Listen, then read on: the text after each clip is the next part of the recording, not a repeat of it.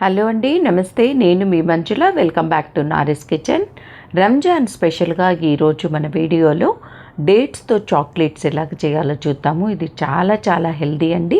ఇది చేయటం కోసం అని చెప్పి నేను డేట్స్ తీసుకున్నాను. ఇది క్వాంటిటీతో పని లేదు. మీకు ఎన్ని డేట్స్ కావాలంటే అన్ని డేట్స్తో చాక్లెట్స్ చేసుకోవచ్చు. దీన్ని ఈ విధంగా మధ్యకు కట్ చేసుకునేసి ఇందులో ఉన్నటువంటి సీడ్ను తీసేసేయాలి.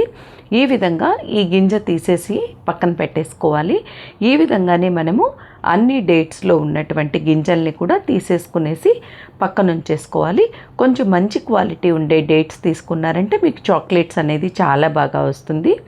ఆ తర్వాత ఈ విధంగా తీసేసుకున్న తర్వాత ఇందులోకి నేనేం చేశానంటే వేరుశనగ పప్పు ఉంది కదా, అది డ్రై రోస్ట్ చేసుకునేసి దానిపైన ఉన్నటువంటి పొట్టంతా కూడా తీసేసుకునేసి కొంచెము కచ్చా పచ్చాగా క్రష్ చేసుకునేసి ఇందులో వేసేసుకొని ఈ విధంగా ప్రెస్ చేసేసుకోవాలన్నమాట.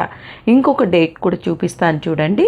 అందులో మళ్ళీ ఇంకొంచెం ఈ శనక్కాయ పప్పులు కూడా వేసేసుకునేసి ఈ వేరుశనగ పప్పు మరీ ఎక్కువ పెట్టేసేయద్దండి, కొద్దిగా పెట్టేసుకునేసి ఈ విధంగా ప్రెస్ చేసేసి మొత్తము క్లోజ్ అయ్యేట్లుగా ప్రెస్ చేసేసుకోండి. ఆ తర్వాత చాక్లెట్ తీసుకున్నాను నేను. ఇది డబుల్ బాయిలర్ మెథడ్లో మెల్ట్ చేసుకున్నానండి.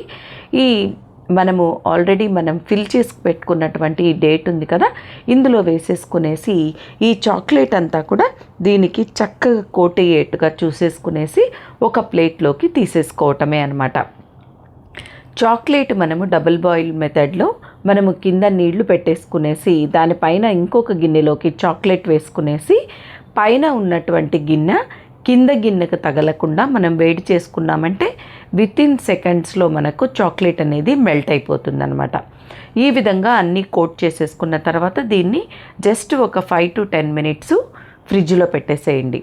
తర్వాత ఇదే చాక్లెట్లోకి నేను ఆల్రెడీ మనం వేరుశనగ పప్పు ఫ్రై చేసి పెట్టుకున్నాం కదా, ఫిల్ చేసుకున్నాం కదా, ఆ పప్పునంతా కూడా చాక్లెట్లో వేసేసుకునేసి దీన్ని ఇంకొక పద్ధతిలో ఈ చాక్లెట్ ఈ డేట్స్ ఉన్నాయి కదా ఇందులో వేసేసుకునేసి దీన్ని కూడా ఈ విధంగానే కోట్ చేసేసుకున్నాను. ఈ విధంగా శనక్కాయ పప్పులు ఈ చాక్లెట్లో వేసుకోవటం వల్ల చాక్లెట్ తినేటప్పుడు చాలా క్రంచీగా చాలా టేస్టీగా ఉంటుంది.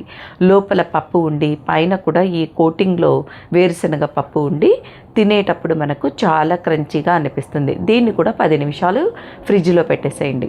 ఆ తర్వాత నేను బాదం పప్పుతో ఫిల్లింగ్ చూపిస్తాను చూడండి. మీకు కావాలంటే పప్పు కాకుండా ఇందులో పెట్టేసుకునేసి క్లోజ్ చేసేసుకోవచ్చు. లేదు అంటే బాదం పప్పును కూడా కొద్దిగా మనం క్రష్ చేసేసుకునేసి ఈ విధంగానే ఈ ఖర్జూరంలో అంతా కూడా చక్కగా లోపలంతా కూడా ఫిల్ అయిపోయేట్లుగా మనం చేసేసుకునేసి ఈ చాక్లెట్ మెల్ట్ చేసుకున్నాం కదా అందులో పెట్టేసుకునేసి ఫోర్క్తో తీసేసామంటే ఎక్స్ట్రా చాక్లెట్ అంతా కూడా మనకు ఈ విధంగా బయటకు వచ్చేస్తుంది అనమాట. ఇలాంటి ప్లేట్స్లో కనుక వేసేసుకున్నామంటే ఎక్స్ట్రా చాక్లెట్ ఉంటే అదంతా కూడా ప్లేట్లోకి వచ్చేస్తుంది. దీన్ని కూడా ఒక 10 నిమిషాల పాటు ఫ్రిడ్జ్లో పెట్టేసుకొని తీసేసుకున్నామంటే అంతే అండి, మన చాక్లెట్స్ హెల్దీ చాక్లెట్స్ రెడీ అయిపోయాయి. పిల్లలు ఎప్పుడైనా కూడా మనకు చాక్లెట్స్ కావాలని మారాం చేస్తుంటే ఇలాంటి చాక్లెట్స్ కనుక ఇంట్లో చేసి పెట్టుకున్నారంటే మీకు హెల్దీగా పిల్లలకి ఇచ్చేసేయచ్చు. కట్ చేసి కూడా చూపిస్తాను చూడండి. లోపల ఎంత చక్కగా మీకు ఫిల్లింగ్ అనేది ఉంది, బయట చాక్లెట్ కోటింగ్ అనేది. ఈ వీడియో కనుక నచ్చినట్లయితే please like, share and subscribe to Nari's kitchen.